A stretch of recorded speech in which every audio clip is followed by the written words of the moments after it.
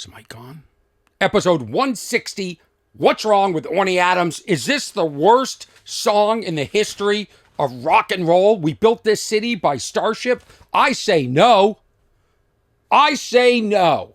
Not enough people are speaking out and defending Starship. In fact, most people are quietly fans and not saying anything. Let me tell you something. This is not the worst song in the, you know what's the worst song in the history of rock and roll? Is I'm Too Sexy. Remember that guy?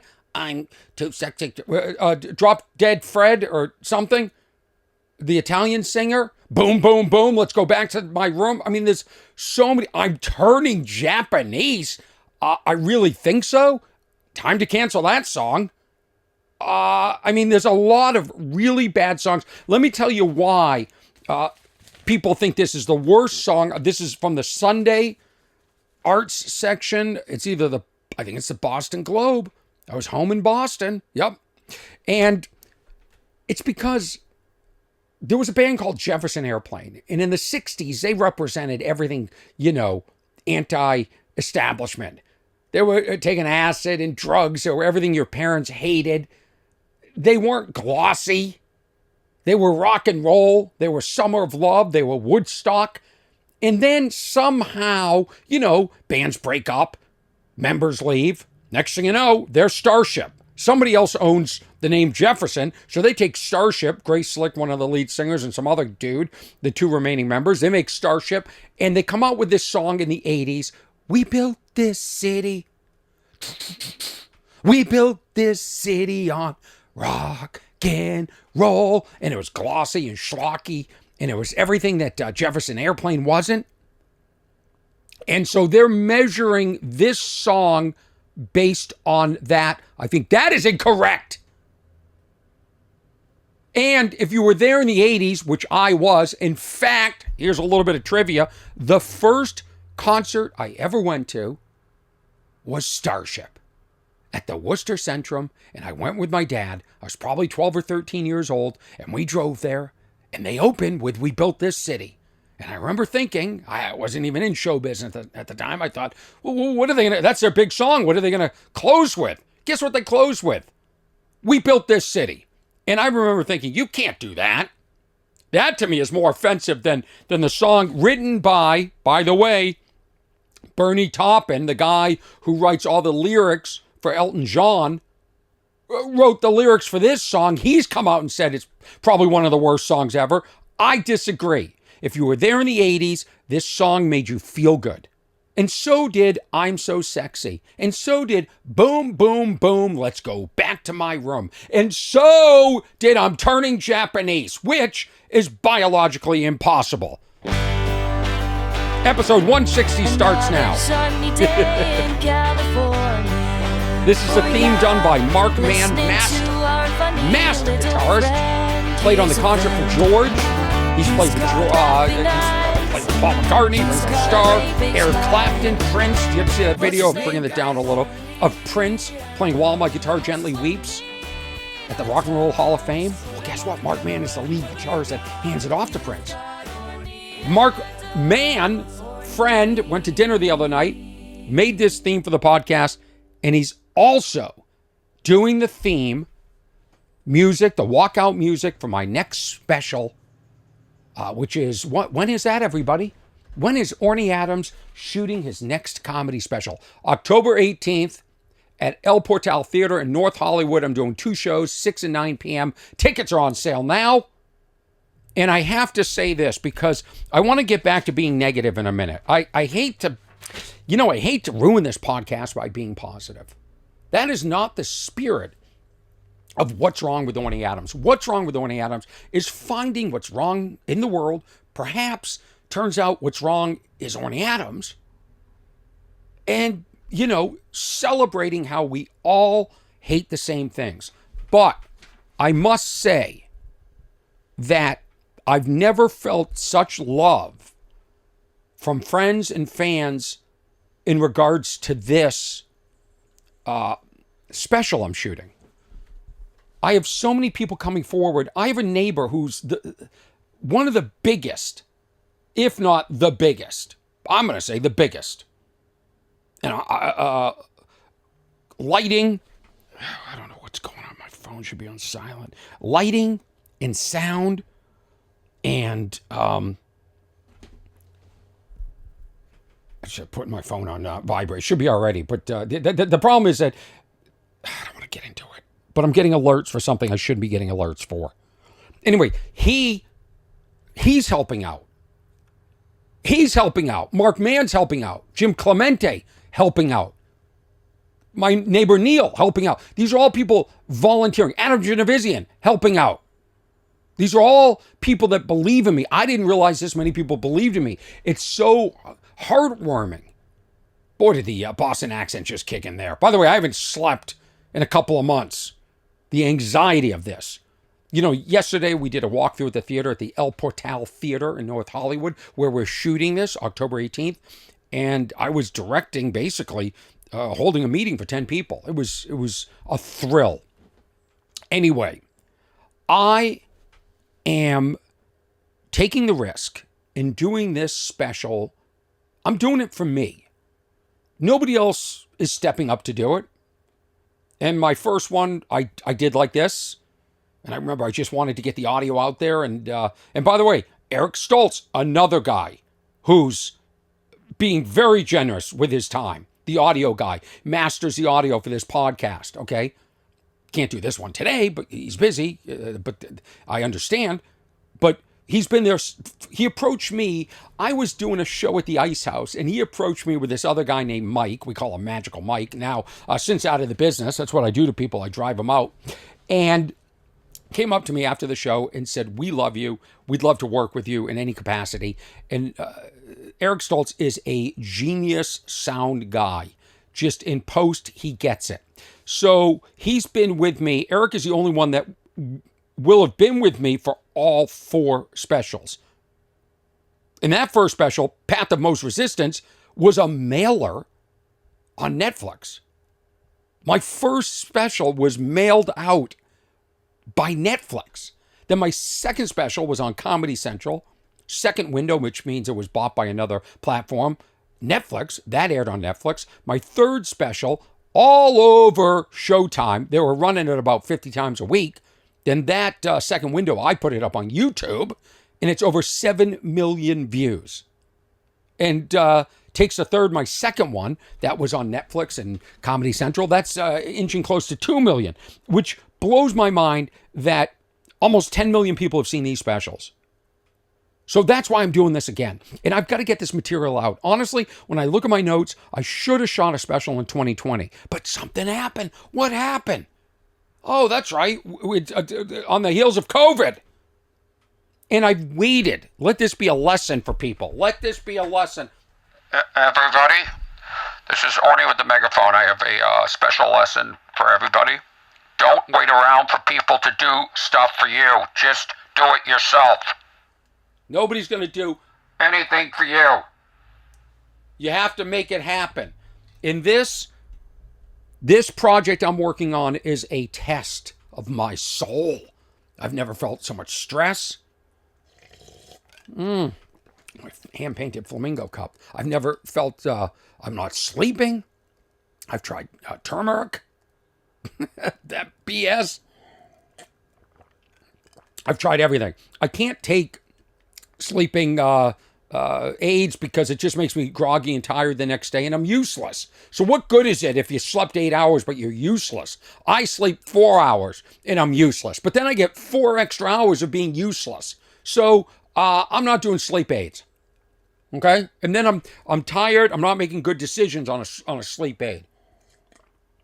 Some delicious juice I'm chugging on the podcast. But here's the other thing. And here's the positivity. I could have never imagined the generosity of strangers and good friends supporting my special. And I'm not going to talk about this special the whole podcast, so don't think that's the case. But I didn't want to do it. I felt a little embarrassed, a little self-conscious, but I did a GoFundMe. I wanted to do a Kickstarter, but there's problems with that platform. They take an extra 5%. If you don't reach your goal, you don't get your money. And I wanted to raise $50,000. And that's not even what this special is going to cost. Okay, this special, this could get close to $100,000. And this might just end up on YouTube. So I thought maybe a few people will contribute. Maybe $10, $5, $25, maybe if I offer for $250, you donate, your name will be in the credits under special thanks. I've gotten a few $1,000, $500, a $3,000, a $5,000. I am blown away by the generosity. Some people are like, "Hey, we don't even want you. Give me your bank account. I'll just wire the money because I don't want you to have any fees." Which I'm like, that's fantastic, but I'd like people to look at the GoFundMe and see what the actual balance is. The other thing is, if you go to Eventbrite, and all the links are up on my Instagram and Facebook and TikTok, if you go to these places to buy tickets, you can donate to the production costs, which are going to be overwhelming. But this is it. Some people send their kids to college for a year and then they drop out.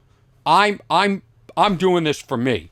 This one, in fact, that's what I want to name the special. This one's for me, but I'm not. But thank you for making me feel less self-conscious that I did a GoFundMe. It was just the easiest platform. The other platforms, there was another one I was going to do, another crowdsourcing, and it became cumbersome.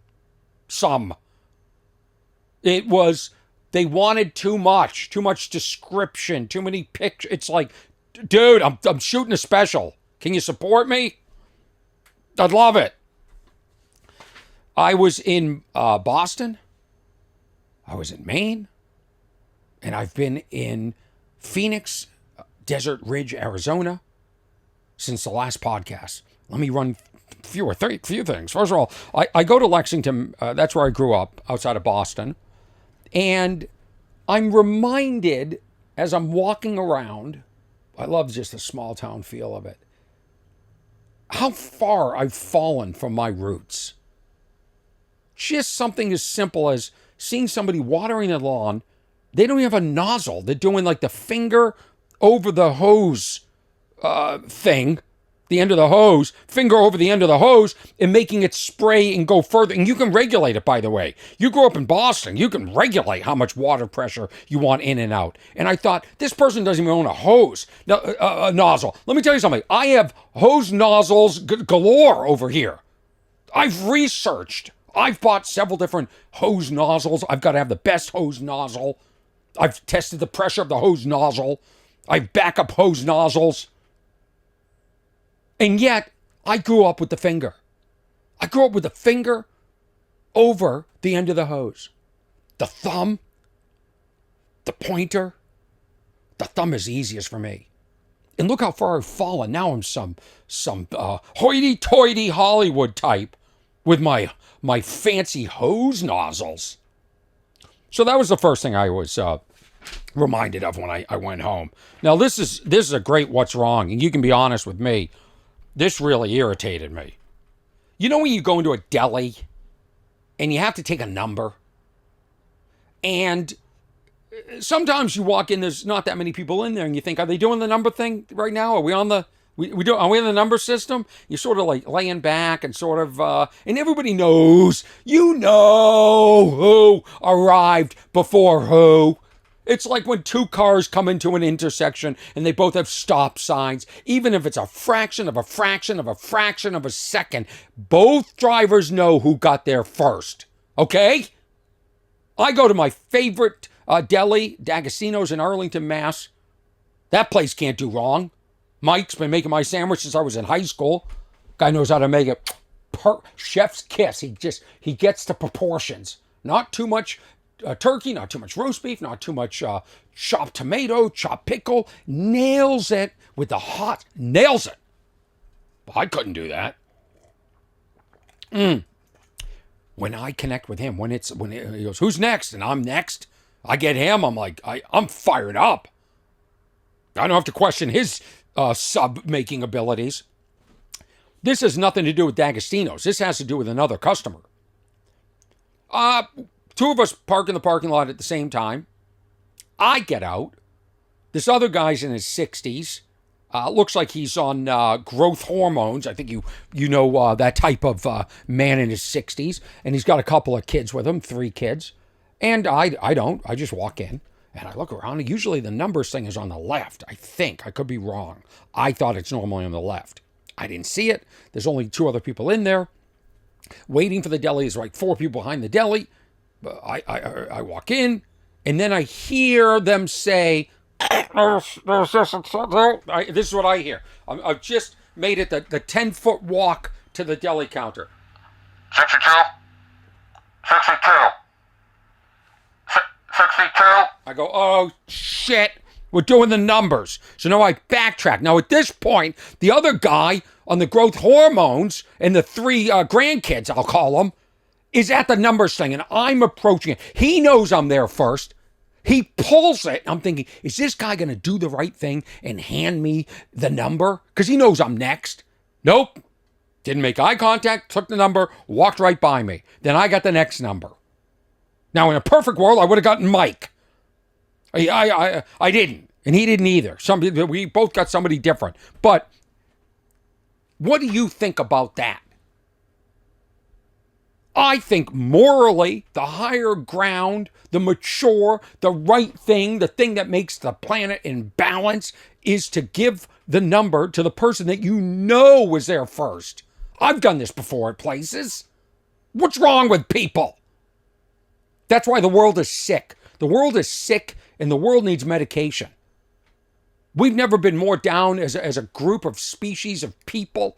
My Lord, the ants are looking at us like, what is wrong with this person? What's wrong with people? Other species are mocking us. And something as simple as doing the right thing, giving the number, because there was a difference of 32 seconds before I got called after him, will make you feel better. You're contributing to the world in a small way by doing the right thing. But people don't do the right thing anymore because there's no sense of community, because we're so divided, because we're so lonely, because we're so bored, because we're so tied to our devices that we are disconnected more than ever. We don't belong to social groups. We don't socialize. People don't have deep friendships like they used to. This isn't me saying this. This is every research coming out. People aren't getting married. They're not having kids. Divorce rate is 50%. The world is sick. When is everybody going to go? Enough. We need a change. We need to start meditating and taking turmeric. Turmeric! Hate when people tell me to take turmeric. And we need to figure this out. World's broken. World needs like a needle injected to cure it. We need antibiotics. People need to start treating people like people again and understanding that we have differences of opinions. And I love it. But I get attacked for my differences of opinion. I don't get it. I don't care if you have a different opinion. I don't care if you think the deli guy's right. I'll debate you about it. I know how I feel. I'm secure in how I feel. But I don't let political opinions of other things. You know, there's people that think We Built This City is the worst rock and roll song of all time. I don't care. You can think that. I'm here to defend Starship. They built this city. Oh, that reviewer wrote something like, if you put into AI, could you make the worst rock and roll song of all time? It would be that. No, it isn't. Dude, you're measuring that on the fact that you used to respect Starship. But if this was an independent group that wrote this song that you didn't know of, you would never say that. So you're measuring them against Starship, against standards of Jefferson Airplane, which isn't fair. Imagine Right Said Fred, I'm Too Sexy. Imagine he was in Starship, Jefferson Airplane. Measure it according to that. I'm just saying it's bullshit. And by the way, list of bullshit. And that's one person's opinion. And then sometimes it's kind of cool to go, oh, let's all just hate the same thing. Why don't you love the same thing? Anyway, I don't care. I see comments and I go, this has nothing to do with my art. Okay? We walk by people every day. We laugh with people every day that have different opinions. Get over it, everybody. It's okay. It's actually healthy. If everybody in the world felt the same way, had the same opinions, we would be bored.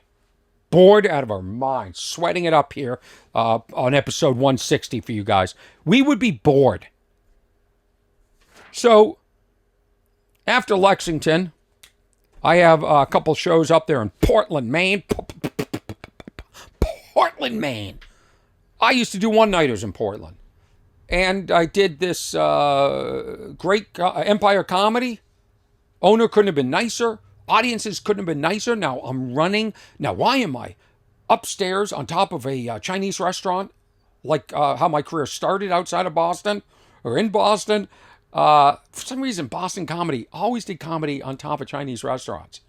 Like Nick's in Worcester was at the Aku. You know, it's like, I don't get it. I guess Chinese people in Boston love comedy. Or comedy in Boston has been exploiting the Chinese. Regardless, there I am, small crowds, and I just walked down and I said, what am I doing here? You know, I'm warming up for my special. I've got 2 hours of material. Oh, that's right, I just cut out. Let me just write this down just so I have it. What is the joke? Blind. Yeah, I'm cutting out bits. I've got 2 hours of material. I need to get it down to like 70 minutes. That's my problem. I have too much inventory. Love the shows in Maine. Every time I'm in Portland, I find the same thing. There seems to be a little bit of a prejudice against people like myself, living a very quiet life, not eating seafood. People in Portland get offended that you don't eat seafood. They can't. Blows their mind. In Maine. Maine pushes seafood like the Sackler family did OxyContin. It's like, you don't eat seafood? Yeah, I don't like seafood. It's like, well, you don't want, what do you mean you don't eat seafood? Yeah, I don't eat seafood. I don't know why Maine and people, you know what I say now? I'm allergic. That's why I don't eat it. I'm going to die if I eat it. I have to fake that I have allergies to something I don't because I don't like the taste or the texture.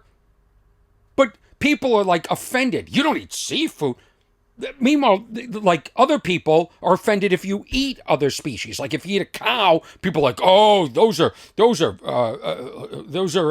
what are they? Not humans. Those are living things. Those are lives. You're killing lives. Nobody cares about the lives of fish. I'm here to speak for the fish. I love fish so much. That's why I don't eat fish. I made that up. The whole thing's made up. More food news from the road as I go around. Oh, there's a guy in the airport. This might be my favorite guy of all time. You ever like just see somebody in public and you think, I could be best friends with that guy or that girl?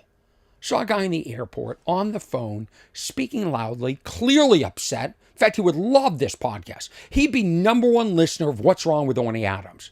This is what he said. This is what I ever heard. On the phone. What kind of breakfast place doesn't serve jam with toast? I turned around and said, I want to be this guy's best friend. This guy gets it. He went to breakfast. There was no jam for the toast. He's right. He's right. Now that's the stuff we should be concentrating on. The little things. The bigger picture's screwed. We're divided. Now, why are we divided? Because we have people with powerful voices, people in power that want us to be divided. It's to their advantage. So when you're playing into that, they're winning. They're winning. You want to concentrate on breakfast places that don't have jam for the toast? We're winning. Complain about the small shit. You want to complain about a guy who takes your ticket at the deli? That was my ticket. We're winning. That's the stuff we should be talking about. The bigger issue is it's malarkey. It's a whole lot of malarkey. Checking all my angles here, make sure everything's recording. So, I go out to breakfast a lot. And I hate liquid eggs so much. Those things that are in the carton, I can tell the difference. First of all, If you get an omelet, there's no separation at all. Now, some places, they crack about 100 eggs and then they blend them up and stuff like that. That's the exception. But I like to go to a place that cracks them fresh. I've been to some breakfast places called Cracked, and they don't even crack their own eggs. That should be against the law. Let's put that on the list. I talked about in the last episode. Things that I would make illegal or change if I was in power. And that's it. All breakfast places have to have fresh eggs. When I was in Desert Ridge, now first of all, I stayed at a hotel. There was no hot water the whole weekend. So what did they do? They handed out candy bars. I said, we're doing a little more than that, aren't we? They ended up knocking off half the bill. They gave me, well, in increments. First, they gave me a candy bar. then I said, maybe I should speak to the manager. I hate to complain, I'm famous, I'm a big deal. They'll remember that. But so then they gave me 2 candy bars. Then they gave me breakfast for each day. Then they gave me 2 free drinks out of the case. Okay, you see where this is going? And then by the end, they also gave me 50% off the entire stay, which is what they should have done. There was no hot water the entire time, and I had to change rooms because I go, oh, there's definitely hot water in that room. No, there wasn't. And then I left some shit behind in the other room, and then I had to tip the cleaning person to let me back in to get it. So I was losing money. But they did the right thing. So I go to breakfast, and I ordered some eggs, and I said to the young waiter, I said, they cracking eggs back there? What are they doing? Working out of a carton? Is it that shitty liquid eggs? He goes, no, they're cracking eggs. Well, it came out, wasn't cracked. It was liquid eggs. It tastes different. It tastes gross. It's got like chemicals. It just doesn't taste like eggs. So this is my mission, this and otters. So, and I can't believe enough people tolerate this. And it's not even busy. Like I go to breakfast places, you're not even busy. Crack an effing egg. For an $18 omelet, crack an egg. Don't undo a carton and just pour it into a pan. Lazy, lazy, lazy. It's what's wrong with the world. You want to know when the world got worse? When liquid eggs came out. I might talk about this in my special. Liquid eggs is the demarcation for when everything went to shit. That and when Radio Shack went out of business. And now Hooters. So, liquid eggs don't taste like eggs. So now I'm at the hotel having my free breakfast, which I'd still like real eggs. And I see the chef. I said, chef, come on over. By the way, only person sitting in the restaurant.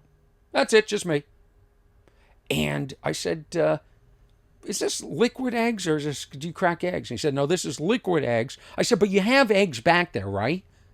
And he said, yeah, but we only use, I said, because you have to make like a fried egg sometimes, right? People can order a fried egg. He said, yeah. We only use those if we run out of the liquid eggs. I didn't say it, but I thought, it should be the other way around. And have enough eggs. How about that for a game plan? And if you don't have eggs, just don't serve omelets because that's not an omelet. To me, it tastes like every cheap hotel I ever stayed at that had free breakfast. I hate liquid eggs so much. And if you're a breakfast place and you've cracked in the name of your breakfast place, you better be cracking eggs. Remember that time in North Carolina, Eric and I, my opening act, Trundy?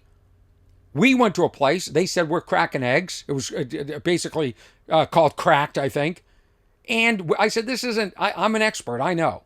So I went, just like I can tell the difference between pink Himalayan salt and sea salt, okay? So I said, Eric, we're going into the dumpster.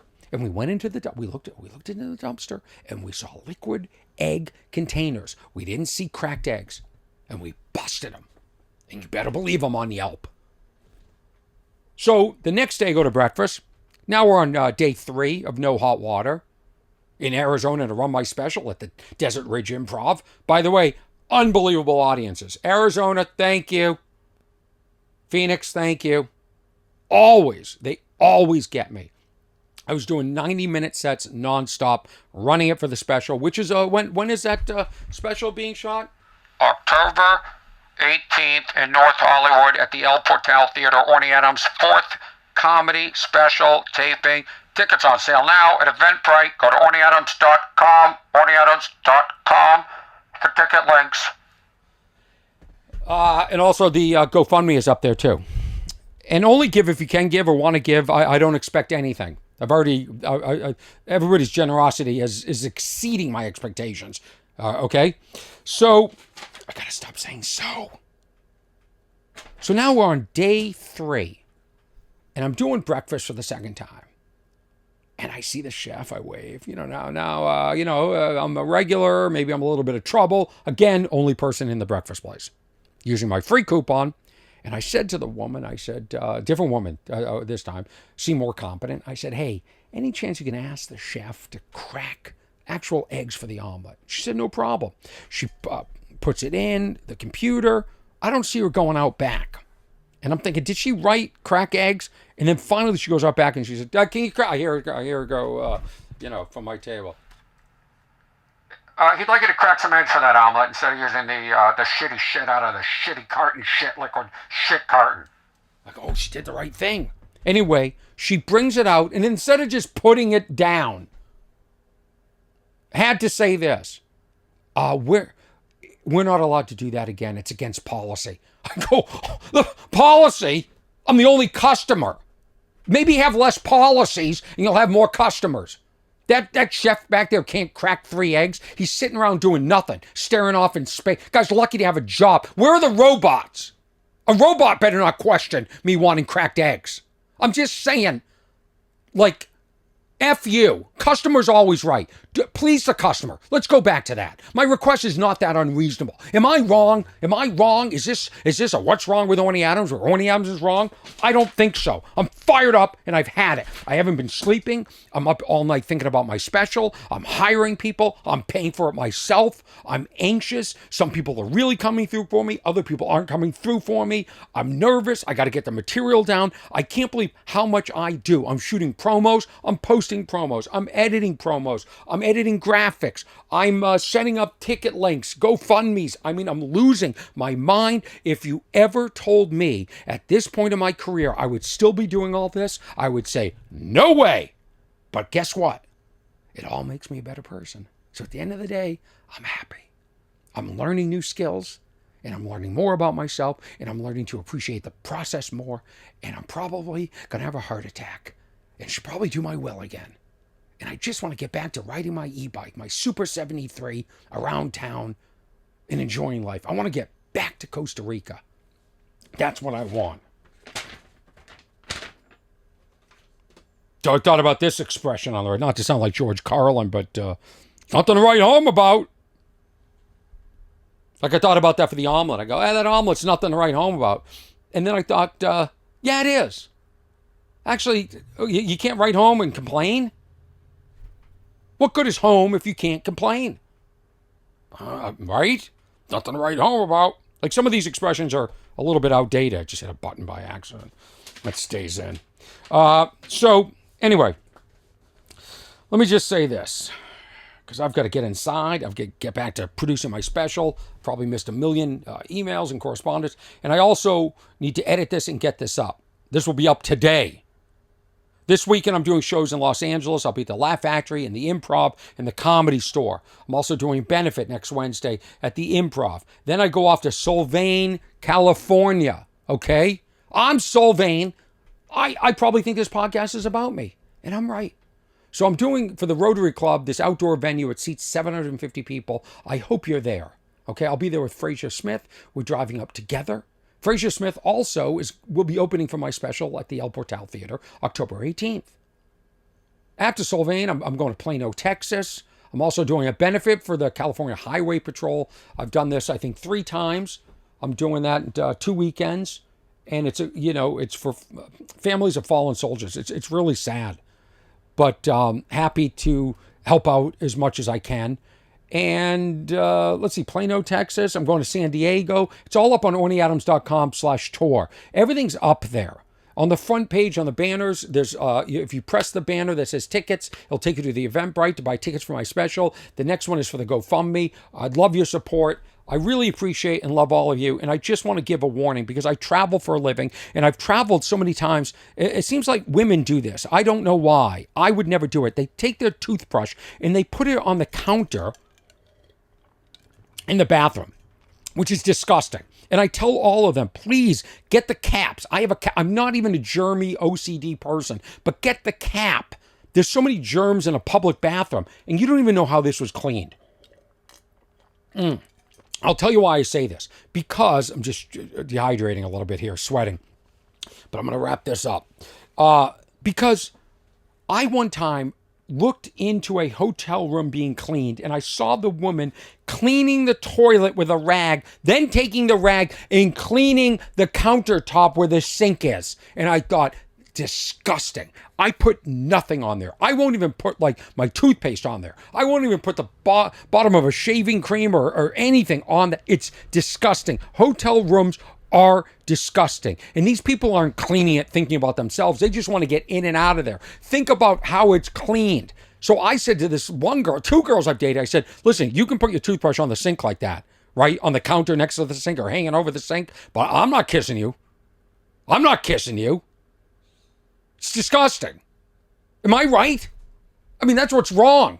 So I'm going to put up this picture right now. This was at the gym yesterday, okay? This is a sink that people shave in, wash their face, that clean their hands, that have water splash back at them. Look at this right now. They're cleaning a plunger from a clogged toilet in the sink at the gym. That's what's wrong with Orny Adams. Disgusting.